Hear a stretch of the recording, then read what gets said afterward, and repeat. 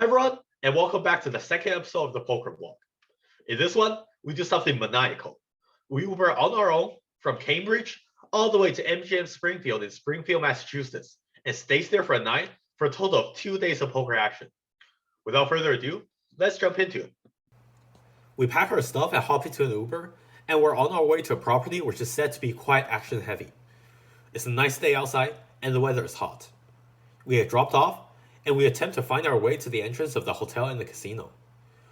We walk through a plaza full of small town vibes, past the watchtower said to have been built 100 years ago, and follow the winding path before we finally see the logo we long dreamed of, the Lion of MGM. We enter, and immediately find the casino, with all its dazzling lights, stand waiting for us. But first, we need to check into our room. After we do just that, we hop down to the poker room where we get started in 2-5 must move almost immediately. Because I didn't carry too much cash on me, I bought it for only 500, so I have some liquidity behind. As I got acquainted with the table, I realized that MGM Springfield allows Mississippi straddle from any position, meaning that any seat other than the blinds can put out two big blind, so they'll be guaranteed to act last post-flop. This is a really annoying structure since not only does it highly hurt the blinds, if someone to your right does it consistently, you're essentially always UTG. But maybe this is why the game's soft. Unfortunately, we didn't start recording in time before getting involved in our first interesting hand, so you have to bear with me in my reenactment. About half an hour after we started, there's two limps to us, and we look down at the premium ace-king offsuit on the button. We make it 25 to go. People hate folding here apparently, so every hand sees a flop at this 2-5 table, and this one is no exception, as both limpers call. Flop came 6 deuce with a flush draw, so this should be a flop that the limpers don't connect very well on. Checks to me, and c-bet small for 15. However, the short stack OMC now check raises all in for 77, and it folds back to me. Immediately, we're put into a tough spot. We need to call 62 to win a total of 220, which almost gives us the odds to call against top pair or an overpair queens or below.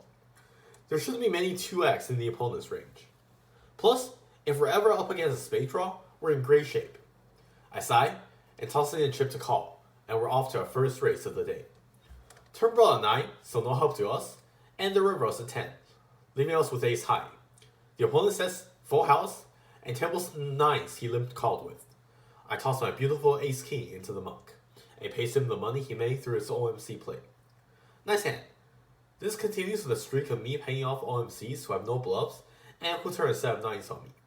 In other words, the run back continues.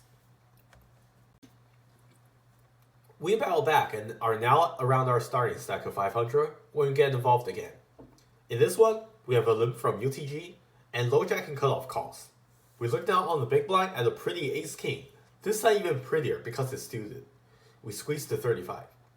UTG, who's a somewhat inexperienced player from my observation, doesn't look comfortable. Somehow, he decides to rip his entire stack of around 300 into the middle. Folds back to us, and there's no decision to make. We snap call. UTG asks us if we have a pair, and tell him we're flipping, before tabling my ace-king. And UTG has 6s? What a line to take with that hand. Once again, we're off to do a big flip with a big slick. Flop paying 9 deuce, 1 spade. Not much help to us. Turns a 3 of diamonds, so we're officially drawing dead to just 6 outs. Versus a 10, so we lose this pretty big flip of almost $600. The opponent explains to me that he's a blackjack player and is just coming here to have fun. Sure, except, from what I can tell, 6-6 isn't the best blackjack hand either, right? I tell him nice hand and move on. Even though I'm down 300 right now for my pure variance, I tell myself to not get tilted from factors I can't control. I reball for 300 more and get ready to battle it up. We ran really card dead for a while before moving to the main game where the maniacal actions begin. Immediately, I noticed a guy who has left the table many times while I was on the must move, presumably due to getting clean. He left again soon after I joined, and the rest of the table immediately started talking about how he's so good for the game. I tell myself to not be scared and be prepared for the variance. However, we continue being card dead before finally getting involved after folding a few overs in a row. Here, we have a +1 open and 2 calls, before we look down at the cutoff at King 9 suited. Given our image and the two colors in between, I take the active approach and squeeze the 75. I get called by the razor only. Let's play a big one in position. Flop was pretty favorable. It came ace jack 8 with the ace and jack of spades. Checks to me, and on this ace high board as the 3-better, my nut flush draw seems like a pretty easy c-bet. So I throw out a small bet of 65. The opponent asks me for a count of my stack, and I oblige. However, before I decide if I want to shove turn on different runouts, the opponent announces an all-in to my entire stack. 387 total. Crap. I've been on a pretty bad streak recently, and this has cut into my confidence a bit. Additionally, I have no more cash on me and I will need to hit up an ATM if I lose this one. Think, I tell myself. Think about the opponent's range. What's his most likely value hand? A set, probably. He have all the combos of 10s he played this way, or even 8s if he doesn't limp that. Against those hands, I should barely have 30% equity. I'm blocking the nut spade, so unless he's doing this with queen 10 of spades, even his bluffs, such as king queen, are ahead of me. It doesn't seem likely that he's doing this with complete airball, since the opponent seems somewhat tight. However, I'm getting almost 2-1 on the call, which means I only need 33% to make the call. In the absolute worst case, I have just under the odds to call. If he's ever doing this with hands worse than a set, I should have more than the odds to call him. The table calls clock on me for a timer of 1 more minute. My mind drifts from the math and ranges to the potential agony of getting stacked for the 5th losing session in a row. What would I even do for another day here if I bust? But think about the odds, I tell myself again. You can always get more cash if you bust. Just make the most plus EV play here and let the variance do the rest. There's 50 more seconds left, and I finally put my chips in for a call. We're off to the races for my cash game live. The turn, bink, the jack of spades, giving us the absolute nuts. Now we just have to fade the board pair. The river is as clean as the Encore Maniac's chip stack as it came with deuce of diamonds. The opponent says, I have a set of 10s, and we show him our nuts. He tosses his flop second nuts into the muck, and we went from the brink of death to getting a full double up in a 25% flip. Now in the green for this session. We went back to being card dead as we witnessed the Maniac buy-in for a few more times. The guy rips the all-in pre-flop with ace-6 suited against ace-king, and binks an 8 on the turn for a full double up. He then proceeds to build up a pretty sizable stack, and is now the second largest stack on the table, with the guy to my right being the largest stack with over 3k in front of him. Yes, this time, we finally get involved again. Here, +1 limps, and +2 the large stack raises to 25, before I look down in the low jack and the premium, pocket kings. The price of poker is going up as I make it 75 to go.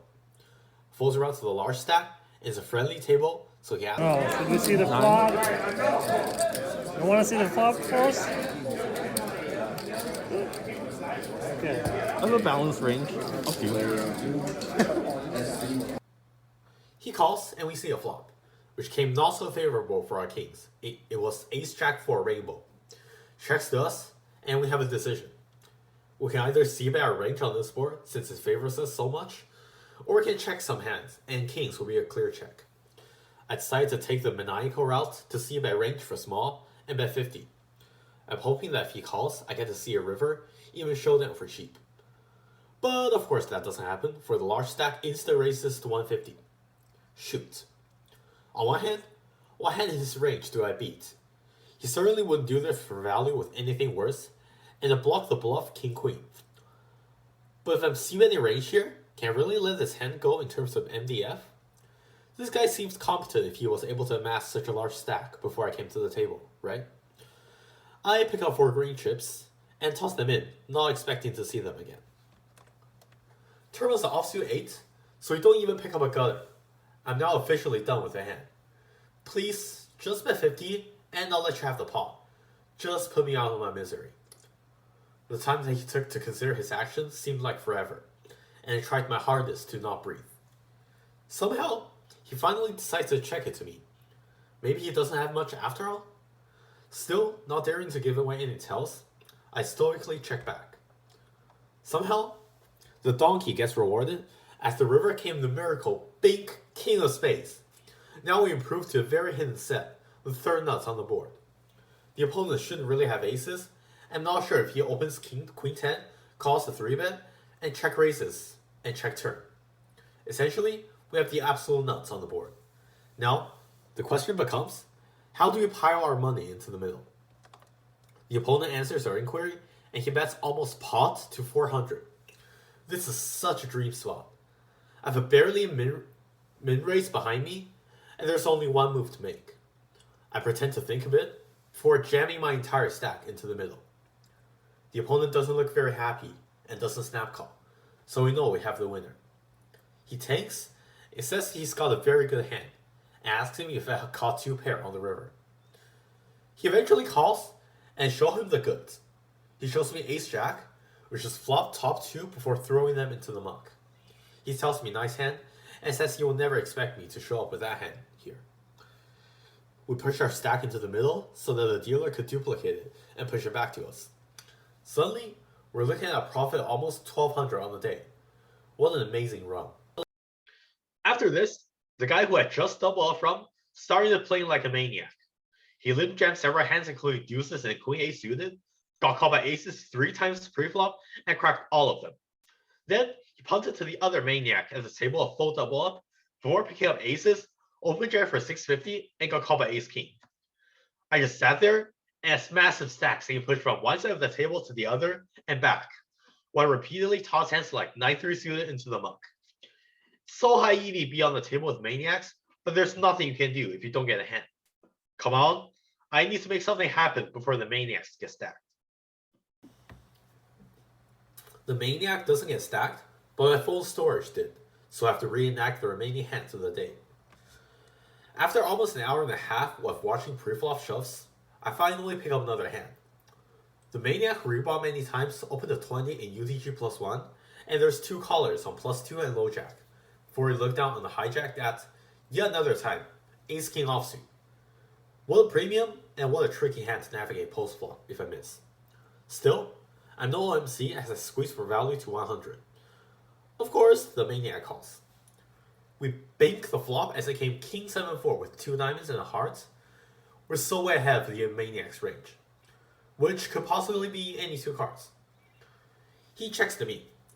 From what I've observed about maniacs who have any 2 cards, it's way better to allow them a chance to bluff with a large portion of air in their range, than try to charge the small portion of the range, which hits the board. Plus, I don't really need to protect my top pair top kicker. I check back for maximum deception. The turn was to the ace of hearts. Bink! We turn top 2 pair. Even better, the maniac bets out for 150 into me. With basically the nuts on this board, I consider raising since there are 2 flush draws on the board, which I unblock.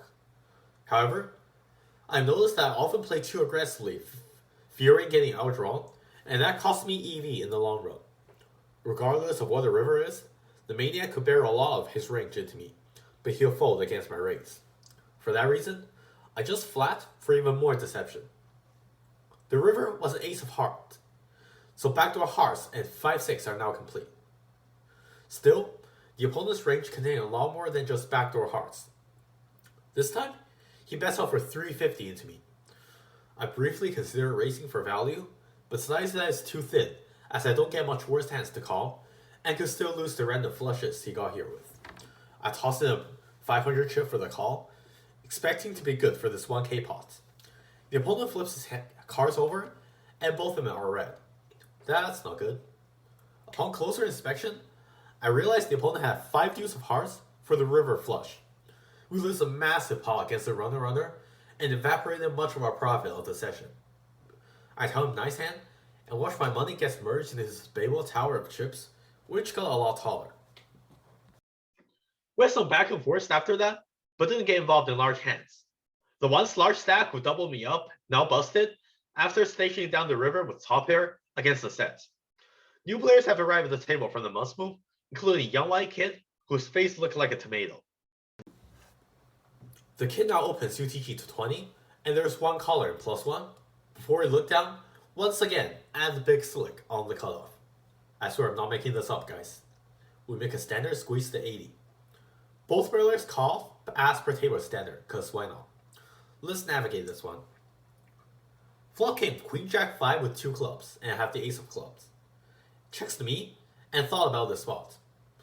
I can certainly check multi-ways since I have just Ace High, but I thought that my hand has a lot of equity against most hands that the opponents could show up here with. Plus, I have the Ace of Clubs, which allows me to rep clubs when the flush comes in. I think this is a good hand to mix in as a bluff on flush completing turns and rivers, since I tend to underbluff those runouts. I don't need to go too big, so I bet out 75. However, the young kid now insta check raises to 225, and it folds back to me. I'm already hating this spot, but there's no way I'm letting my hand go for this price just yet, when there's so many outs for me to improve on the turn. I call. Turn was an offsuit 5, so pretty much a blank. The kid thought for a bit, and rips it all in for 675 total. Damn it. Why am I always getting jammed on when I hold a lot of equity? After getting a count, I started thinking about his range. The opponent's value range could contain ace-queen or king-queen for top pair, or even sets that just filled up. Even though I have a gutter and 2 overs, it's likely that one of my overs isn't live. Additionally, if he has a set, the pair 5 now makes me drawing absolutely dead. I look at the Ace of Clubs in my hand. Why must I have this card? Now what bluffs do I even beat?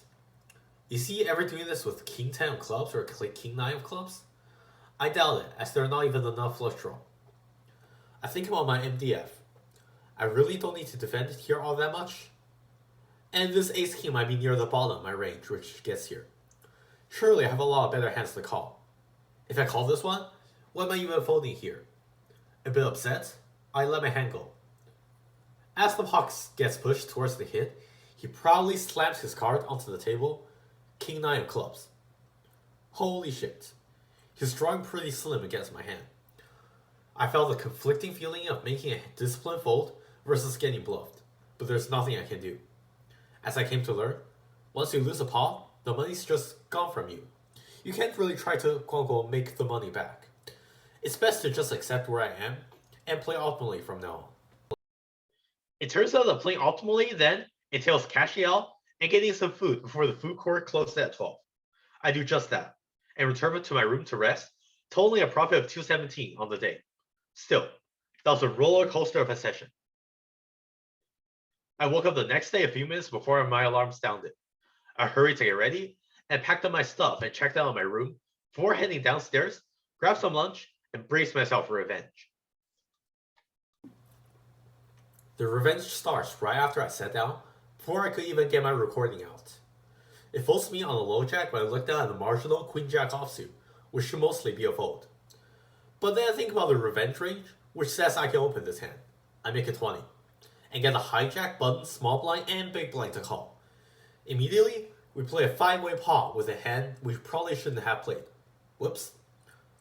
However, the flop gives us hope as came Jack 10-6, 2 spades, giving us top pair. Checks me, and Steve bet tiny for 25. The button and small blind both call. Although their ranges could still be wide, I tell myself to proceed very cautiously and not overplay my hand. Turn was absolute brick, it came in the 4 of clubs. I was thinking about my bet size before the OMC and the small blind donks into me pretty big, for 175. Shoot. Usually people donk when their hand improves on a new card. Did the OMC really just bank a set of 4s on me? Nothing else really makes sense. But what if he's just going insane? Either way, I have to call to my top pair without overwhelming reads, so I toss in 7 green chips. Button wisely gets out of the way. River was one of the 2 best cards in the deck. It came another offsuit 4, cutting down the number of opponent's value hands to 1/3, without completing any draws. As I expected, the opponent bets big for 300, which was almost my entire starting stack of 500-ish. Didn't call turn to fold on the best river possible, I snap call, and ask him if he has quads. The OC begins shaking his head, not wanting to turn over his hand. However, he eventually does table, and I saw he barreled on me with Queen 7 of spades? Huh, interesting line. Good on him though, for he got maximum reverse implied odds from his flush draw, since I certainly might have folded when he made his hand. We immediately get a double up, ready to battle this up further. We started recording, but stopped getting hands, so we observed the table. I soon realized that the table is much more nittier than yesterday, as it's filled with OMCs who constantly fold to aggression.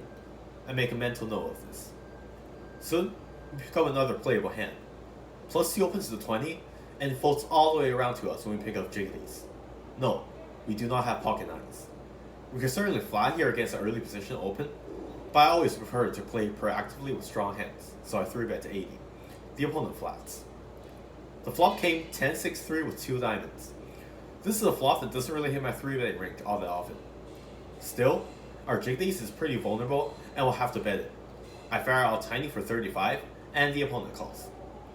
Turn was a 9 of diamonds, bringing in the flush. I could certainly check here. However, I don't have a diamond in my hand, and a lot of opponents' hands have plenty of equity against me. Additionally, the opponent's range should be pretty wide given my tiny flop bet, while I still have a lot of overpairs. I decided to put on the pressure by betting almost 2/3 pot to 150. However, the opponent almost snap folds. We take this one down. 10 minutes later, we have a limp from +2, and we look down, thematically to our title of the video, Ace King of Diamonds. We make a standard raise to 25. We get a cutoff, button, and limpers to call. Please, let's flop something good. Flop came 10 high, so that's not good. However, there are 2 diamonds on the flop, so it's actually really good. I have essentially one of the best hands I'll ever have on this board, behind 10s, 8s, overpairs, and the occasional 4s. It checks to me, and decided that I want to protect my checking range here by check raising. The OMC in the cutoff takes the bait and bets 75, and the limper calls. Time to spring the trap, and a check raise to 275. My hand is ahead in equity against any overpair queens or below, but I wouldn't mind anyone folding out of their equity as well, since I just have ace high for now. The OMC takes a bid before he announces an all-in for 906 total, and the other guy folds. Although not ideal, there's only one way to play my hand here. I snap call. Let's hear what happened. I got an overpair. Yep, the opponent probably has either jacks or queens, and we're indeed flipping. I thought back to the time in Motor City, when I'm on the exact other side of the situation holding overpair queens against ace king with a flush draw, and lost a 3.5k flip. Will we get rewarded by whatever poker got out there this time? Let's find out. I got a set. I still have outs. That's not my out. Nice hand. Bing bong, we break. And the opponent gets a full double up from us. Although upsetting, I will play this hand the same way any day of the week. I tell him nice flip, and add on for 300 more. Focus, and we'll make the best place from now on. Our good plays continue as we pick up deuces in +1. This is a clear fold GTO-wise. However, people under-squeeze in these stakes, plus have implied odds for hitting a set right. I make a very questionable open to 20. Our implied odds seems to get realized as we get low jack, high jack, button, and big blind to call. We're going 5 ways to the flop. On the count of 3, please smash that. Just kidding, I'm not doing that to you guys. The flop came, and if I'm OMC, I tell you your energy is channeled into the past because the dealer put out queen deuce deuce. We flop quads, the absolute nuts. Good for a high hand and with redraw to the 100k bad beat jackpot. Needless to say, we will be making money in this hand, one way or another. The question is, how much? Part of me just wants to fire away and go pop pop pop, but I thought better of it. This is one of the rare times I'll have a hidden nut hand, and I should use it to protect my range as much as possible. What would I do if I just have a queen, or some pocket pair on this board? I bet small to clear some equity probably. So I fire out for 35. I got the low jack to call, and everyone else folds. The turn was an offsuit 7, so not much has changed. Low jack called me with 3 players behind, so he probably have something strong, like a queen or a club draw, since it's hard to connect with his board in any other way, as I block the trips. I bet 75 to charge his queen X and flush draws, and it'll take the same size with an overcard bluffs too. Again, he calls. The real bink was a miracle queen. Now, if the opponent has a queen, he's gonna pay me his entire stack. If he somehow slow play queens pre-flop and on the flop and turn, we're all getting paid many stacks. I thought a small size here makes the most sense. If he has a busted ace-high flush draw, he might be tempted to call. If he has a queen, he's 100% gonna raise for value and call off a jam. If he has air, he might even try to bluff me off. I throw out a tiny bet of 50. The opponent's in the tank as he fiddles around with his stack of reds. Come on, put them in the middle. Come on. His finger slides up and down the stack, eventually stops at the middle as he cuts out half of the stack and puts it in the middle. Sad. Still, we can't complain as we table, Floor, high hand, table 4. which will give us 500 if it holds. Good stuff.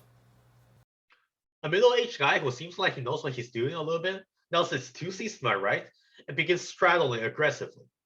This is annoying, as I need to fold away all marginal hands from now on, which would have been playable had the straddle not happened, and I was in later position. But maybe that was not big of a deal, because I can't pick up stuff like my birthday hand anyway. Finally, when this guy straddles again, I get the opportunity to deal him some pain. Here, I look down the hijack, being second to act, at ace-king off, yet another time.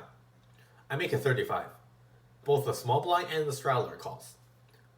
The flop was pretty similar. It came queen 10-7 with a flush draw. Once again, we have 2 overs and a Broadway gutter. Except this time we don't block the flush draw. I decide to attack the passiveness of the table by betting big to 125. Even if I get called, I have plenty of equity to improve. The small blind calls, and the straddler calls. Huh? How do both of you have a hand? This is not good. Turn was the 3 of diamonds, bringing the backdoor flush draw. Small blind now jumps out and donks for 60 into a pot of about 500, and +1 just flats. This just screams a draw that's trying to name the price, or some marginal hand that doesn't want to face aggression. If I raise any size and get called, or jammed on, it won't be easy for me to get away with very little behind. It's my personal philosophy that in order to grow, people need to confront what they fear the most. I grant my opponents this exact opportunity to grow by putting their courage to the ultimate test, and I announce Small in. this is a slight overbet, which should make flush draws, even those with a pair, very uncomfortable. Marginal hands such as underpairs will also have a hard time calling. I try to imagine that my hand was queens, and refrain from swallowing as I counted the number of heart symbols on the board. The small blind folds immediately. Good. +1 doesn't look happy at all. He tanks and asks me if I got quads again, to which I didn't reply. Finally, he lets his hand go face up. Ace queen. He folded top pair top kicker to me. Wow. Didn't really expect that to happen.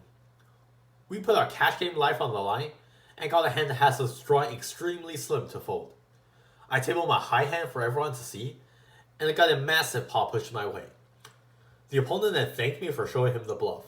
He told me that he feels a lot better this way if he called, and I hit the queen on the river.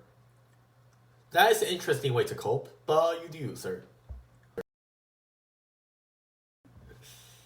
We continue our trend of making marginal opens and raise king-queen off first to act to 30 over a straddle. We get a button OMC and a straddle, one of the only competent players on the table to call. The flop was Jack 9-5, giving us only a gutter and no backdoors. Checks me, and I decide to slow down and check this one multi-way. Button checks back, and we're seeing a turn 3 ways. The turn? Bink! A 10! We turn the absolute nuts. Checks me again, and there's no way I'm slow playing this. I bet out big for 80 and got the straddle to call. River was clean. It was an offsuit 7, which even puts a wine liner on the board. Now, every 8 makes a straight. Checks me again, and I decided, after the previous bluff, to go for maximum value against any 2 pairs, set, or even 8x the opponents can have here. I overbet 1.5x to 300, and the opponent snap calls. What a sweet feeling. I show him my nuts, and he flips over an 8 before returning his cards back to the dealer. We scoop another massive pot. And OMC left the table, and we moved to that seat to mitigate damage done by the straddler. The OMC to his right, the one who won the flip against me, also left and got replaced by a maniac who VPips 100% of hands. In this hand, it folds all the way around to Set Maniac, who limps, before we look down at the Jack-10 offsuit. This is a marginal hand, but against the Maniac in position, I have to get involved. So I raise to 25, and both the big blind and the Maniac calls. Flop a 6 and an 8 with 2 hearts, and I have no hearts. The action went check, check, check. The turn, bink, a 9. We turn the mega straight with a flush on the board. Big blind now leads out for 40, and the Maniac clicks it to 95. Remembering the first rule of playing against Maniacs, never be scared. I cold call the 95, which should be really sketchy for anyone who observes the action. Big blind folds, and we go to a river, ready to station down anything other than a heart. River was not a heart, but it was also not ideal as it pairs the 8. The Maniac insta shoves. We stick to our plan, and we snap call, asking if he has a flush. The Maniac doesn't look very happy at all. We show him our hand, and Have a straight. The long straight. I started looking at the Maniac. He held onto his cards after seeing mine, and I started to wonder if I'm getting slow rolled. Eventually, he throws his cards away and began cursing under his breath at what I assume is his luck, my race, the dealer, or a combination of all three. He left without talking to anyone else, and the dealer told me all of his money is now mine. I dragged the stacks of red chips to my left for one seat closer to me, and we're now sitting on an even larger stack. Our high hand held up, so we're up more than 1K on the session. We went out for a walk to avoid winner's tilt before coming back on our cutoff. Another thing about this place is that you can Mississippi straddle instead of posting when you miss your big blinds, which is actually pretty overpowered. We put a straddle of 10, buying position pre-flop for a very discounted price. Big blind limps, and it folds all the way around us. When we look down at the premium pocket 7s, and we make it 35, which gets called by the big blind. Flop was alright, it came 8-5-3 with 2 diamonds, and we didn't have a diamond. Check to us, and we decided to bet out around half pot to 40 to deny equity from 2 overcards. This, in retrospect from the solvers, is a pretty sketchy bet. And the opponent calls. Turn was the deuce of diamonds, completing the front door flush. This is when I make an even more questionable play. My second pair is not strong enough to go for 2 streets of value on the flush board, but has too much showdown value to bluff with. Somehow, in the moment, I decide to turn it into a bluff and fire out pretty big for 125, putting pressure on the opponent's hands with no diamond or 1 diamond, with plans to barrel further if river was not a diamond. The opponent calls again. River was the king of diamonds, so now I'm officially done with the hand. He checks me, and I give up and tell him I can't get him off his hand. He tables 10-8 off with a 10 of diamonds, and he'll take this one down. Well, if 7s isn't enough, let's try something better. Plus 2 limps, and we look down at 9s in the cutoff and make it 25. We get stationed by the limper. What a familiar script. The flop was King 10-4 rainbow, so now I have third pair. Action goes check check. Turn was an 8. Again, I don't see a reason to bet, so we check check again. River was a 7, and the opponent checks for a third time to me. Thinking that the opponent shouldn't have any King X, and wouldn't have many 10X in their range. I want to get some thin value. But how much can he really call? I summon the inner OMC, and throw out a coffee bet of 10. The opponent sighs and calls. I show him 9s, and he shows me deuces before tossing them into the muck. I think I got the absolute maximum there. The neighboring 5-5 big O game broke, and some competent players are taking seats on the departing OMCs. This, coupled with the fact that it's 6, meaning that it's almost time for us to go. I tell the dealer I'll play one more orbit. During the second hand of this orbit, I was on a small blind, first stack with a button straddle, where I finally looked down at the best hand ever created. Pocket aces. I make it 35, and get called by the hijack and the button straddler. Flop was 10-4-4. Multi-way, I decide to check this specific hand to protect my 2 overs. Action checks through. Turn was a jack, so I could certainly bet here. But I decide to get tricky again and check once more. Come on, someone fire for something. Nope. Check, check, check. River was a 6, so now I really need to go for some value. I battled 85, but both opponents fold. I showed them I got the goods, and they told me they had ace-5 suited and ace-7 off, respectively. I guess I wasn't getting any value anyway, huh? Still, we take down the final pot of the trip. We cash out our chips and walk out of the poker room, for a profit of just shy of 1,600 on the day. We treat ourselves with a well-earned dinner of lobster roll and clam chowder. Then, we pick up our suitcase and make our way towards our Uber, passing by the Golden Lion statue. Darkness gradually falls as we sit in silence for 90 minutes, reflecting on the whole trip, our place, and our experiences. Will this be my life over the next month or two? I guess only time will tell. And that's it for this episode of the vlog. Thank you so much for watching, and I'll see you next time at Philotimos.